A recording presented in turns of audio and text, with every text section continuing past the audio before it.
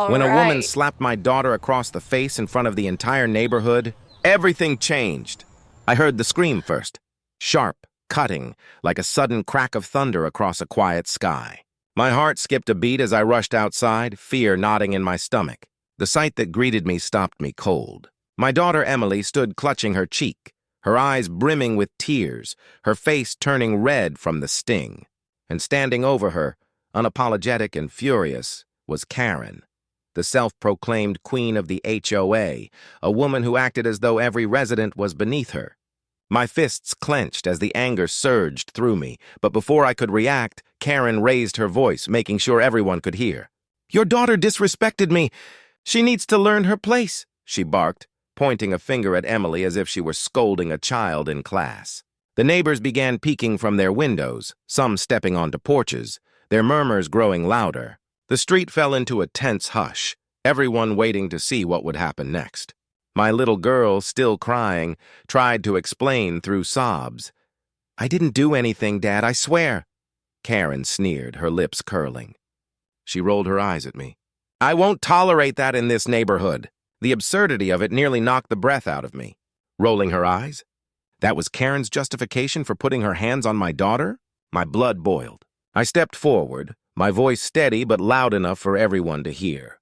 "Karen, if you ever touch my daughter again, I swear you'll regret it." My words hung in the air like a warning shot, the tension crackling like fire. But Karen only laughed, a cold, mocking sound that made Emily flinch. "Oh, please," she scoffed. "You don't scare me. I run this place. If you don't like it, maybe you should move." Her arrogance ignited murmurs among the neighbors. Some nodded, clearly fed up with her antics, while others avoided eye contact, too afraid to speak out.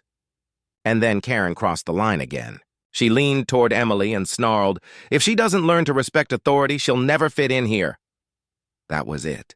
I stepped between them, shielding my daughter, and locked eyes with Karen. "Authority?" I spat. "You're nothing but a bully in a cheap outfit. This is not your kingdom, and Emily is not your victim." Karen's face flushed red with rage. "You'll regret talking to me like that," she hissed. But before she could escalate further, my phone buzzed in my pocket. A message from a neighbor popped up. "Call the sheriff." Enough is enough.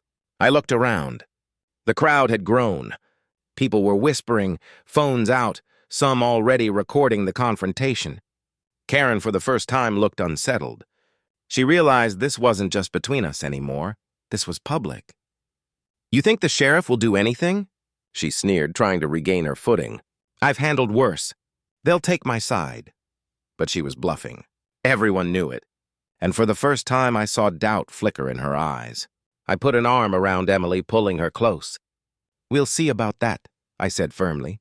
I dialed the sheriff's office, my voice loud and deliberate so the crowd could hear. "Yes, I'd like to report an assault. A grown woman just struck my daughter in public." Karen's face twisted in panic. "You liar! She provoked me! This is harassment against me." But no one bought her excuses anymore. Neighbors shook their heads, some muttering under their breath about how they'd had enough of Karen's reign of terror. Within minutes, the sound of sirens echoed down the street. Karen froze, her bravado cracking as a sheriff's SUV pulled up. Two deputies stepped out, scanning the tense scene. The lead officer, a tall man with sharp eyes, approached. "What's going on here?" he asked in a calm but firm tone. All eyes turned to me. I spoke clearly. "Officer, this woman just slapped my daughter. She did it right here in front of everyone." Emily nodded, tears still streaking her face. Karen immediately jumped in, pointing a manicured finger at Emily. "That girl disrespected me. She's a brat and her father encourages it. I had to discipline her because no one else will." The crowd erupted in gasps. One of the deputies raised an eyebrow, clearly disturbed. "Ma'am, are you admitting you put your hands on a child?" Karen faltered, her face draining of color. "I was just correcting her behavior. That's all." The officer's expression hardened. "You do not touch other people's children. That is assault, and it won't be tolerated." For the first time, Karen stammered, searching for words. The power she always wielded with ease was slipping through her fingers like sand. The neighbors, sensing her downfall, began to speak up one by one. "She threatened my son last week," one woman called out. She tried to fine me for having guests over, another man added. The officers listened carefully, jotting down notes as complaint after complaint poured in. Karen's empire of fear was collapsing right in front of her. I tightened my arm around Emily, watching justice begin to unfold. And yet something in me knew this wasn't over. Karen wasn't the type to go down without a fight. She would claw and scratch until the bitter end, but now, with the sheriff here and the neighborhood finally united, the tide had turned. For the first time, I felt a glimmer of hope. The deputies stood their ground as Karen's voice rose higher and shriller, her words bouncing off the houses around us. "This is harassment.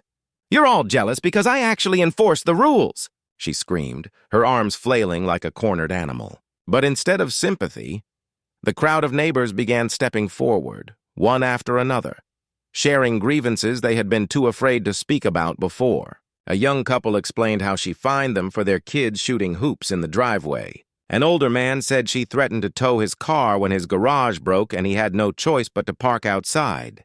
Every story piled up like bricks in a wall against her. Karen turned red, sputtering that everyone was lying, but her words carried no weight anymore. Then the sheriff himself arrived, tall, calm, and radiating authority. The noise died instantly. He listened as his deputy explained the assault on my daughter and the flood of complaints from the community. Karen tried to interrupt, claiming she was disciplining Emily, but the sheriff's eyes narrowed. "That's not your child. That's assault," he said, his voice sharp enough to silence the entire block. Karen stumbled, desperate, blurting out that she was HOA president, as though her title gave her immunity. The sheriff didn't even blink. "That title doesn't put you above the law." Those words broke her. The crowd murmured, then some even cheered quietly. Emily, still clutching my arm, whispered, "Dad, is she going to jail?" I hugged her tight and told her she was safe now. Karen tried one last time, shouting that she would sue us all, have us evicted, ruin our lives. But when the deputies closed in and cuffed her, her screams sounded more desperate than powerful. "You'll regret this. I'm in charge," she cried, but nobody believed her anymore. The neighborhood, once silent under her intimidation, stood tall as she was escorted to the waiting SUV. People clapped, some recorded on their phones, others simply breathed in relief. For the first time in years, the cul-de-sac felt free. The sheriff turned to us, encouraging anyone with more complaints to step forward. A line immediately formed, neighbors who had stayed quiet, now eager to speak. Watching them, I realized how fear had kept us divided, but standing together gave us strength. As Karen's cries faded with the departing patrol cars, one little boy walked up to Emily and handed her a flower. "She's not scary anymore," he said softly. Emily smiled for the first time that day, courage shining through her tears. That night, our neighborhood glowed with a new kind of energy. Porches filled with families talking, laughing, no longer living under Karen's shadow. For Emily and Daniela, it meant freedom. The bikes came out again, their laughter echoing through the street without fear of punishment. And for me, it meant something deeper.